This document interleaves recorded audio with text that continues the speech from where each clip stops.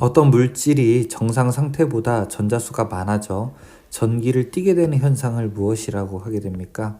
이렇게 전자가 하나, 그 다음에 양성자 하나 있었는데 전자가 하나 더 많게 되는 거, 이것을 우리가 이제 음전기로 대전됐다 이렇게 부르게 되죠. 이것을 바로 대전이라고 하게 됩니다. 어떤 도체의 길이를 2배로 하고 단면적을 3분의 1로 했을 때 저항은 원래 저항의 몇 배가 되게 됩니까? 저항이라고 하는 것은 로 A분의 L 이렇게 되죠.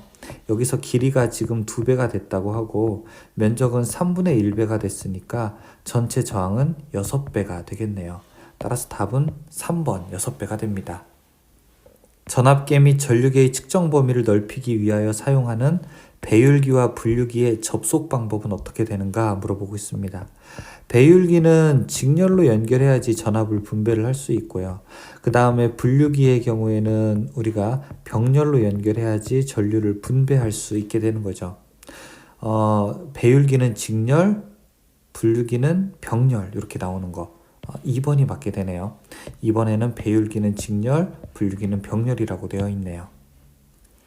납축전지의 전해액으로 사용되는 것은 바로 황산입니다. 조금 더 정확하게 이야기하면 묽은 황산을 사용하게 되는데요. 이 황산이 바로 기호가 H2SO4가 됩니다. 비유전율 2.5 유전체 내부의 전속 밀도가 2 곱하기 10의 마이너스 6승 되는 점의 전기장의 세기는 어떻게 되는가? 전속 밀도라고 하는 것 D는 엡실론하고 E가 되는데요. 우리가 그래서 전기장의 세기 E는 엡실론 분의 D가 되죠. 근데 여기서 엡실론이라고 하는 것은 진공의 유전율이랑 비유전율의 곱이기 때문에 자, 이것 분의 D로 놓을 수가 있고, 자, 그러면 이 식 이제 정리할 수가 있습니다. 진공의 유전율은 8.855 곱하기 10의 마이너스 12승이고요. 여기 지금 비유전율은 2.5라고 했으니까 2.5를 넣고, 그리고 전속 밀도는 2 곱하기 10의 마이너스 6승을 넣을 수 있습니다. 그러면 전기장의 세기 구할 수 있는데요. 9 곱하기 10의 4승인 거. 답은 2번이 됩니다. 콘덴서의 정전 용량에 대한 설명으로 틀린 것은 무엇인가 물어보고 있습니다. 콘덴서의 정전 용량 C는 엡실론 D분의 S 이렇게 우리가 이야기를 할 수 있죠. 그래서 그리고 뭐 Q, 전기량 Q는 CV 이렇게도 놓을 수가 있고, 자, 여기서 그래서 C는 V분의 Q 이렇게도 놓을 수 있습니다. 일단 극판의 간격에 비례한다? 이거 극판의 간격이 잘못된 얘기 아닌가요? 그렇죠? 간격에는 반비례하게 되죠. 여기 간격이잖아요. 그렇죠? 그 다음에 넓이에는 비례한다 맞고요. 전하량의 비례, 전압의 비례, 전압의 반비례 다 맞게 되는 말입니다. 답은 4번으로 볼 수 있습니다. 1마이크로페럿, 3마이크로페럿, 6마이크로페럿 콘덴서 3개를 병렬로 연결할 때 합성 정전 용량은 어떻게 되는지 물어보고 있습니다. 3개가 병렬이니까 모두 다 더하게 되면 합성 정전 용량 구할 수 있죠. 1 더하기 3 더하기 6은 10이 됩니다. 답은 3번이 되죠. 진공의 투자율이 얼마인지 물어보고 있습니다. 우리가 진공의 유전율이라고 하는 것은 8.855 곱하기 10의 마이너스 12승이라고 했고요.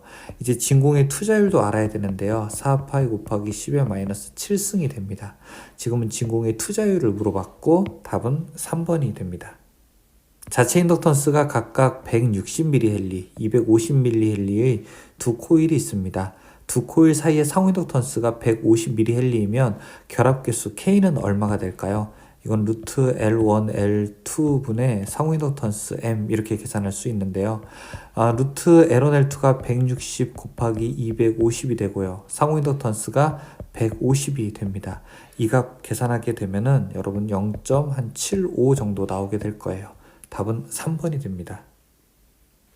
50회 가문 코일과 세교하는 자속이 0.5초 동안에 0.1 웨버에서 0.2 웨버로 변화했다면 기전력의 크기는 얼만큼이 될까요? 기전력 E는 N, 우리가 델타 T분의 델타 파이 이렇게 구하죠. N, 권수가 50회고요. 시간이 0.5초분의 0.1만큼 변화하게 됩니다. 이 값 계산하게 되면 10V의 기전력이 만들어진다는 걸 알 수 있습니다. 답은 2번이 됩니다. 2ohm의 저항과 3ohm의 저항을 직렬로 접속할 때 합성 컨덕턴스는 몇 모가 되는가 물어보고 있습니다. 일단 2ohm의 저항과 3ohm의 저항을 직렬로 연결하게 되면은 5ohm이 되는 거죠. 이때 컨덕턴스는 우리가 저항의 역수로 놓을 수 있으니까 여기 5분의 1이 될 거고요. 그러면은 0.2 모가 됩니다. 답은 4번이 되죠. 다음 중 저항값이 클수록 좋은 것은 무엇인가 물어보고 있습니다. 저항 중에서는 작아야 좋은 게 있고 큰 게 좋은 게 있는데요. 접지 저항이나 도체 저항이나 접촉 저항은 작수록 좋습니다. 하지만 절연 저항은 절연 물에 있는 저항이기 때문에 이거는 클수록 좋은 저항이라고 할 수 있습니다. 답은 2번이 됩니다. 다음 그림에서 P점의 자기장의 세기를 구하는 비오-사바르의 법칙을 옳게 나타낸 것은 무엇인가 물어보고 있습니다. 우리가 그 다음에 그 다음에 제곱 이렇게 기억하자고 했었는데 기억나세요? I 델타 그 다음에 L 사인 세타 그 다음에 4파이 R의 제곱 아싸 제곱 이렇게 기억하면은 여러분들 보기 중에서 답을 고를 수 있을 텐데 자 어떤 게 답이 될까요? 한번 쭉 보세요. 1번 아싸 제곱이 되죠? 답은 1번입니다. 최대값 10A인 교류전류의 평균값은 약 얼마큼이 되는가 물어보고 있습니다. 여기에다가 만약에 0.707을 곱하게 되면은 이거는 실효값으로 갈 수 있게 되는 거고요. 그 다음에 최대값에다가 우리가 0.637을 하게 되면은 이게 평균값이 됩니다. 6.37A 간단하게 구할 수 있겠네요. 어떤 회로의 부하 전류가 10A, 역률이 0.8일 때 부하의 유효 전류가 몇 암페어인가 물어보고 있습니다. 유효 전류는 전체 전류에다가 역률 코사인 세타를 곱하면 됩니다. 10 곱하기 0.8을 했을 때 나오는 값 8이 바로 부하의 유효 전류가 됩니다. 단상 100V, 800W, 역률 80%인 회로에 리액턴스는 얼마큼이 되는가 물어보고 있습니다. 지금 800W라고 하는 것은 유효 전력을 의미하게 되는 거죠. 지금 이렇게 우리가 삼각형을 그었을 때 유효 전력이 800W면은 여기가 그리고 역률이 80% 코사인 세타가 80% 들어가게 되면은 P상은 얼마라는 겁니까? 여기는 1000 볼트 암페어라고 하는 거죠. 그러면 흐르는 전류는 우리가 임피던스 분의 V가 되는데 임피던스 분의 V를 계산하게 되면은 여기서 임피던스 분의 V P는 VI 그러면은 임피던스를 구할 수 있겠네요. 임피던스는 I분의 V 계산하게 되는데 전류가 10A이고 전압이 100이니까 임피던스는 15ohm이 됩니다. 그러면은 임피던스라고 하는 것은 루트 R의 제곱 플러스 그 다음에 X의 제곱 계산할 수 있는 거예요. 여기에서 임피던스는 15ohm이고요. 그 다음에 저항값은 코사인 세타 그러니까 임피던스 분의 저항 성분이 여기 0.8이니까 저항이 8이라고 하는 거 알 수 있죠. 그럼 리액턴스는 자동적으로 얼마큼이 됩니까? 자동적으로 6이 되죠. 답은 3번이 됩니다. 200V의 교류전원에 선풍기를 접속하고 전력과 전류를 측정하였더니 600W 5A였다. 이 선풍기의 역률은 어떻게 되는가? 지금 단상이잖아요. 그러니까 VI 코사인 세타로 구할 수가 있고 코사인 세타는 여기 VI분의 P로 놓을 수 있습니다. V가 200이고요. I가 5고 그 다음에 전력이 600으로 계산할 수 있어요. 그러면 아마 0.6 나오게 될 겁니다. 답은 2번이 됩니다. 평형 3상 교류 회로에서 델타 부하의 한 쌍의 임피던스 델타일 때 등가 변환한 Y 부하의 한 쌍의 임피던스는 얼마큼이 되는가? 우리가 Y에서 델타로 갈 때 임피던스를 3배를 하게 됩니다. 그런데 지금 문제에서는 델타에서 Y로 갈 때 우리가 어떻게 해야 되는가 물어보고 있어요. 그때는 어떻게 해야 돼요? 3분의 1배를 해야 되는 거죠. 지금 보기를 쭉 찾아보게 되면은 델타의 3분의 1배를 한 게 Y가 되는 거. 여기는 4번을 답으로 고를 수 있겠네요. 델타 결선 시 VL, VP, IL, IP의 관계식으로 옳은 것은 무엇이 됩니까? 델타 결선에서는 전압은 같아요. 그래서 성간전압과 상전압은 일단 같다. VL과 VP는 같다. 이렇게 놓을 수 있어요. 이거 잘못됐어요. 답은 2번 아니면 4번입니다. 그 다음에 선전류 IL은 어떻게 됩니까? 루트 3에다가 IP를 곱한 것과 같죠. 답은 여기 2번이 될 수 있겠네요. 그렇죠? 답은 2번. 비사인파의 일반적인 구성이 아닌 것은 비사인파는 일반적으로 고조파, 기본파, 그 다음에 직류분으로 이루어져 있습니다. 고, 기, 즉 삼각판은 해당이 안 되죠.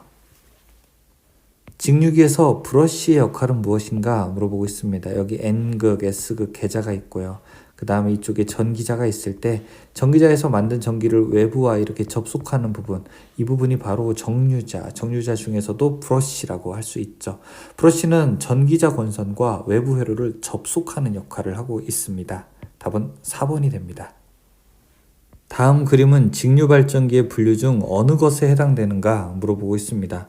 직류발전기의 분류 중에서 이렇게 계자가 2개 있게 되죠. 이것은 우리가 복권이라고 부르게 되죠. 답은 4번 복권발전기가 해당됩니다. 다음 중 직류기의 고정손이 아닌 것은 무엇인가 물어보고 있습니다. 직류기에 있어서 고정손이라고 하는 것은 부하의 크기의 변화 없이 계속 일정한 손실을 우리가 고정손이라고 하게 되죠. 근데 동손은 부하의 크기에 따라 달라요. 이거는 우리가 가변손이라고 부르게 되는 거죠. 답은 3번이 해당합니다. 변압기, 동기기 등의 층간 단락 등의 내부 고장 보호에 사용되는 계정기는 무엇인가 물어보고 있습니다. 층간 단락 등에 의해서 전기적 이상이 있을 때 동작하는 거, 차동 계정기라고 부르게 되죠. 답은 1번에 해당합니다. 유도전동기의 무부하 시 슬립은 얼마가 되는가 물어보고 있습니다. 슬립이라고 하는 것은 우리가 동기속도분의 동기속도 마이너스 회전자 속도가 되는데요. 무부하라고 하는 것은 회전속도와 동기속도가 같은 상태를 이야기합니다. 사실은 실제로는 조금 이제 다른데, 아무튼 여기서 우리가 이제 문제에서는 그쵸? 그때 슬립은 NS와 N이 같게 되면 슬립은 0이 되게 되죠. 그쵸? 분자가 0이 되니까요. 답은 4번이 됩니다.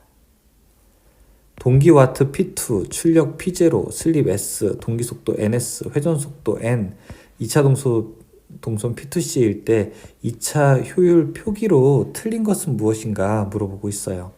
2차 효율이라고 하는 것을 보게 되면은 우리가 P2분의 P0 혹은 이것이 1 빼기 슬립, 이것도 효율이 되고요. 그 다음에 동기속도 분의 회전자 속도, 이것도 실제로 슬립이 2차 효율이 되죠. 그런데 이번에 우리가 슬립 중에서 슬립은 P2분의 P2C, 이거는 우리가 슬립이 됩니다. 왜냐하면 2차 동선이라고 하는 게 어때요? 슬립에다가 P2를 곱하는 거잖아요. 그렇죠? 따라서 2번은 잘못된 설명입니다.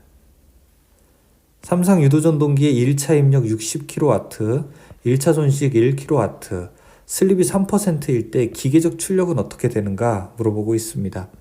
이렇게 입력이 이제 있게 되었을 때 이거는 보지 않고 우리가 풀 수 있는 문제라고 했어요. 그렇죠? 1차 입력이 60이에요. 손실이 얼만큼 있다고 하더라도 출력은 반드시 60보다 어떻게 됩니까? 작게 되는 거죠. 그렇죠? 여기서 60보다 작은 거 뭐 있어요? 1번밖에 더 있습니까? 57. 답은 1번이 해당합니다. 쉐이딩 코일형 유도전동기의 특징을 나타낸 것으로 틀린 것은 무엇인가 물어보고 있습니다. 1번 역류가 효율이 좋고 구조가 간단한 세탁기 등 가정용 기기, 세탁기 정도에 쓰이지는 않습니다. 쉐이딩 코일형은 아주 작은 거, 소형 전동기에 사용됩니다. 1번이 잘못된 말입니다. 유도전동기에서 원선도 작성 시 필요하지 않은 시험은 무엇인가 물어보고 있습니다. 무부하 시험, 구속 시험, 저항 측정 들 수 있는데 4번의 슬립 측정이라고 하는 것은 이건 잘못된 거죠. 슬립 측정은 원선도에서 구할 수 있게 됩니다. 교류 전동기를 기동할 때 그림과 같은 기동 특성을 가지는 전동기는 무엇인가 물어보고 있습니다. 자, 이런 것들은 우리가 비례추이를 이용해서 내가 어느 정도 원하는 속도에서 토크를 만들 수 있게 되는 이런 다양한 토크 특성을 가지고 있는 것이죠. 이런 거는 우리가 비례추이를 이용하는 삼상 권선형 유도 전동기에서 사용할 수 있는 방법이 됩니다. 동기 발전기의 전기자 반작용 중에서 전기자 전류에 의한 자기장의 축이 항상 주 자속의 축과 수직이 되면서 자극편 왼쪽에 있는 주 자속은 증가시키고 오른쪽에 있는 주 자속은 감소시켜 편자작용을 하는 전기자 반작용을 무엇이라고 합니까? 지금 주 자속은 증가, 주 자속은 또 한쪽은 감소시키는 건데, 자, 이렇게 우리가 자속이 교차되는 것을 의미하게 됩니다. 이걸 우리가 교차 자화작용이라고 말하게 됩니다.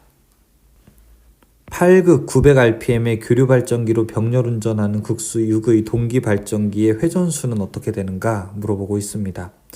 우리가 지금 8극 900rpm이랑 같이 병렬운전하는 것은 속도는 달라도 돼요. 주파수만 같으면 됩니다. 동기속도 ns는 p분의 120f죠. 자, 여기에서 900이라고 하는 것은 p 8극이 되고요. 그 다음에 120 곱하기 주파수가 됩니다. 그럼 주파수가 얼마여야지 900이 될까요? 주파수 60Hz여야 합니다. 그러면은 여기 극수 6으로 어떤 회전수가 나오게 될까요? 동기속도는 p 6분의 120 곱하기 주파수 60이 되게 되면 이때는 1200rpm이 나오게 되죠. 답은 3번이 해당합니다.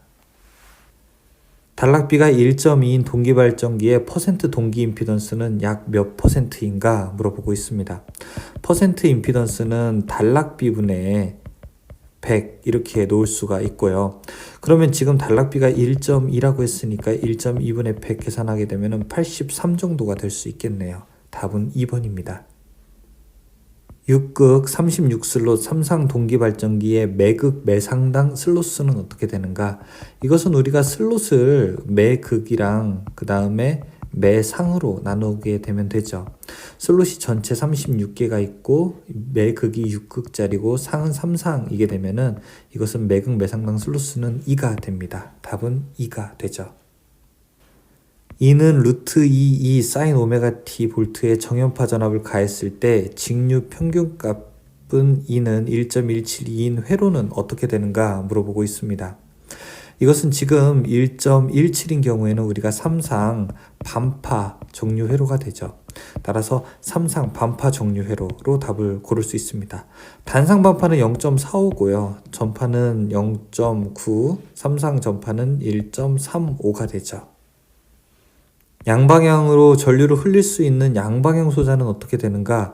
양방향 소자라고 하게 되면 다이액이든 트라이액이든 끝에 AC가 들어가는 소자를 찾으면 돼요. 3번 트라이액이 바로 이렇게 양방향으로 전류를 흘릴 수 있는 3단자 소자가 됩니다. SCR에서 게이트 단자의 반도체는 어떤 형태인가 물어보고 있습니다. 게이트라고 하는 것은 이렇게 우리가 신호를 주는 부분을 해당하게 되는데요.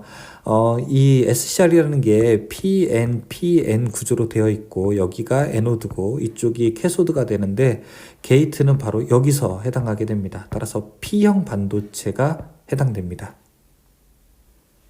SCR 두 개를 역병렬로 접속한 그림과 같은 기호의 명칭은 무엇인가? 자, 뒤에 이렇게도 전기가 통하고 이렇게도 전기가 통한다고 했었죠? 이건 우리가 트라이액이라고 볼 수 있죠. 변압기의 1차 권해수 80회, 2차 권해수 320회일 때 2차 측의 전압이 100V이면 1차 측은 어떻게 되는가? 1차 측에 80회를 감았는데 2차가 320회 됐다고 해요. 몇 배가 됩니까? 곱하기 4배가 된 거죠. 그쵸? 그러면 2차 측의 전압이 이번에는 반대로 100V라고 해요. 그러면 1차 측은 얼마였겠습니까? 권수에 비례하게 되니까 25V였겠죠. 답은 1차 측은 25V라고 하는 것을 알 수가 있습니다. 변압기 온도 시험을 하는데 가장 좋은 방법은 무엇일까요? 일반적으로 우리가 실부하법, 내전압시험법, 단락시험법도 있지만 가장 널리 사용되는 것은 전력 소모가 없는 반환부하법이 가장 널리 사용되게 됩니다. 실부하법은 실제 부하를 거는 거기 때문에 실제 그 환경을 만들기가 보통 쉬운 게 아닙니다. 다음 그림 중 전선의 분기 접속은 무엇인가 물어보고 있습니다. 1, 2, 3, 4 여러 개가 있게 되는데 4번은 끝에서 말았으니까 종단이고요. 이것도 종단이고 이거는 직선 접속에 해당되는 거고요. 1번 그림이 이렇게 밖으로 하나 나가게 되네요. 이것이 바로 분기 접속이라고 할 수 있죠. 1번이 해당합니다. 전력 케이블 중 CV 케이블은 무엇인가 물어보고 있습니다. CV 케이블이라고 하는 것은 가교 폴리에틸렌 절연 비닐 시스 케이블로 사용을 하게 됩니다. 보통 우리가 이제 고압에서 많이 사용을 하고 있습니다. 1번 비닐 절연 비닐 시스 케이블은 우리가 기호로 VV 사용하고요. 여기서는 RN 사용하고 미네럴 인슐레이션 케이블은 MI를 사용하게 됩니다. 일반적으로 가정용, 옥내용으로 자주 사용되는 부드러운 재질의 구리선을 무엇이라고 할까요? 이것을 연동선이라고 하게 됩니다. 보통 이제 옥 외용으로 딱딱한 선, 이거는 경동선이 일반적으로 사용되죠. 금속관을 가공할 때 절단된 내부를 매끈하게 하기 위해서 사용하는 공구의 명칭은 금속관을 가공한 부분은 절단면이 날카롭게 되는데 이 부분을 이렇게 좀 갈아버리는 공구, 이 공구를 우리가 리머라고 부르게 되죠. 답은 1번이 해당합니다.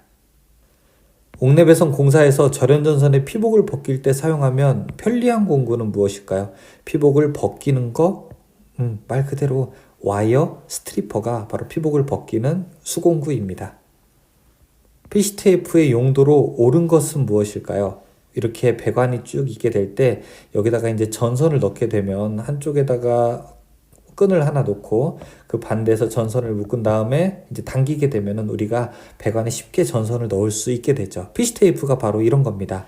배관에 전선을 넣을 때 사용을 하게 됩니다. 답은 3번이 되죠. 다음 중 금속 전선관의 호칭을 맞게 기술한 것은 무엇이 되게 될까요?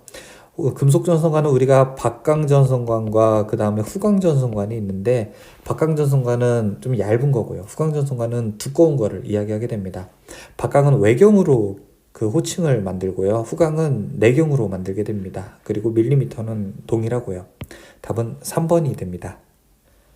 합성 수지관 상호 및 관과 박스는 접속 시에 삽입하는 깊이를 관 바깥 지름의 몇 배 이상으로 해야 되는가? 단 접착제를 사용하는 경우라고 했었죠. 자, 접착제를 사용하지 않는 일반적인 경우에는 우리가 1.2배를 하게 됩니다. 그런데 접착제를 사용하게 되는 경우에는 0.8배만 넣어도 괜찮죠. 이 단이라는 말 나오게 되면 꼭 읽어보셔야 됩니다. 접착제를 사용한다고 했으니까 여기는 0.8배가 답이라고 할 수 있습니다. 합성수지제 가요전선관의 호칭에 포함되지 않는 것은 무엇인가? 합성수지제 가요전선관의 경우에는 우리가 14mm, 16mm, 그 다음에 22mm, 28mm, 36mm 이렇게 쭉 넘어가게 되거든요. 지금 여기에서는 3번에 38mm는 해당되지 않습니다. 36 다음이 42가 됩니다. 이종 접지공사의 저항값을 결정하는 가장 큰 요인은 무엇이 되게 될까요? 이종 접지 저항을 구하는 방법은 일선 지락 전류분에 우리가 150 이렇게 이제 계산을 하게 되죠. 따라서 일선 지락 전류의 값이 들어가야 되는데요. 4번이 그것을 설명하고 있네요. 일선 지락 전류의 값. 수변전 배전반이 설치된 고압 계기용 변성기의 2차 측 전로의 접지 공사는 어떻게 되는가? 이게 고압이 있고 특고압 형태가 있거든요. 고압일 때는 3종 접지를 하게 되고요. 그 다음에 특고압일 때는 1종 접지를 하게 됩니다. 지금은 그냥 고압으로 물어보고 있어요. 고압일 때는 3종 접지, 3번으로 대답할 수 있습니다. 다음 중 과전류 차단기를 설치하는 곳은 어디인가 물어보고 있습니다. 절대 설치하지 말아야 될 곳이 바로 중성선, 그리고 접지선, 이런 곳은 안 되죠. 지금 보시면은 1번 전원측 전선, 여기는 괜찮아요. 2번 접지선 안 되고요. 3번에 접지선 안 되고 4번에 중성선 안 됩니다. 답은 1번만 가능해요. 특고압 배전용 변압기는 사용 전압이 35kV 이하일 때 지표상에서 몇 미터 이상의 높이에 설치해야 되는가 물어보고 있습니다. 일반 고압용일 때 우리가 4.5m 정도 위에다 설치를 하게 되는데 35kg가 안 되는 특고압일 때는 5m로 갑니다. 35가 넘게 되면 이제 6m가 됩니다. 그래서 35에 해당하는 지금은 5m로 답을 구할 수 있습니다. 주택 등 소규모의 전기시설에 주로 사용되는 전기 방식은 무엇인가? 여러분 집에 어떤 전기 방식 사용되고 있죠? 맞아요. 단상 이선식이 일반 주택에 사용하는 전기 방식이 됩니다. 480V 가공 인입선이 철도를 횡단할 때 레일 면상의 최저 높이는 얼만큼이 되는가 물어보고 있어요. 철도 이야기 나오게 되면은 그냥 6.5m로 여러분들이 답을 고를 수 있습니다. 6.5m 이상 높이에 설치를 해야 안전하게 전선이 철도를 횡단할 수 있습니다. 배전용 기구인 COS의 용도로 알맞은 것은 무엇인가 물어보고 있습니다. 여기 이렇게 가공 전선로가 있게 되면은 가공 전선로가 바로 변압기와 연결되는 이 부분에 설치하는 게 COS가 됩니다. 따라서 COS는 여기 배전용 변압기의 1차 측에 설치하게 되죠. 그리고 변압기가 혹시 이상이 있을 때 그것을 보호하게 되는 용도로 사용을 하게 됩니다. 1번이 맞는 거죠. 2번에는 우리가 관련된 또 퓨즈를 또 설치를 하게 됩니다. 다음 심벌의 명칭은 무엇인가 물어보고 있습니다. EQ라고 되어 있는데 이걸 우리가 지진을 여러분 영어로 earthquake라고 부르게 되죠. EQ라고 하는 것은 지진을 감지하는 기기를 말하고 있습니다. 1번 지진 감지기가 됩니다. 수변전 설비의 고압 회로에 걸리는 전압을 표시하기 위해 전압계를 시설할 때 고압 회로와 전압계 사이에 설치하는 것은 무엇인가? 여기 고압 회로가 있을 때 만약에 전압계가 있고 전류계가 있다면 전압계 앞에는 우리가 PT, 포텐셜 트랜스포머를 설치해야 되고요. 그 다음에 전류계 앞에는 CT를 설치해야 됩니다. 이 포텐셜 트랜스포머가 계기용 변압기를 뜻하고요. CT는 계기용 변류기를 뜻하게 돼요. 이 문제에서는 전압을 표시하는 것을 물어보기 때문에 계기용 변압기 3번이 답이 되게 됩니다. 낙뢰, 수목 접촉, 일시적인 섬락 등 순간적인 사고로 개통에서 분리된 구간을 신속히 개통에 투입시킴으로써 개통의 안정도를 향상시키고 정전 시간을 단축시키기 위해 사용하는 거, 이걸 리클로저라고 하게 되죠. 일시적인 사고가 있을 때 전기를 아예 끊는 것이 아니라 잠깐 넣었다 뺐다 해봐서 동작시키는 거, 이걸 우리가 재폐로 개전기라고 부르게 됩니다. 답은 4번이죠. 지락사고가 생겼을 때 흐르는 영상전류를 검출하여 지락개전기에 의하여 차단기를 차단시켜 사고 범위를 작게 하는 기기의 기호가 무엇인가 물어보고 있습니다. 영상전류를 검출하게 되는 거, 여기 지금 1번의 그라운드 릴레이는 접지개전기를 뜻하게 되고요. OCR은 과전류개전기죠. 그렇죠? 그 다음에 ZCT가 바로 영상변류기에 해당하게 됩니다. CT는 계기용 변류기고요. 답은 3번이 됩니다.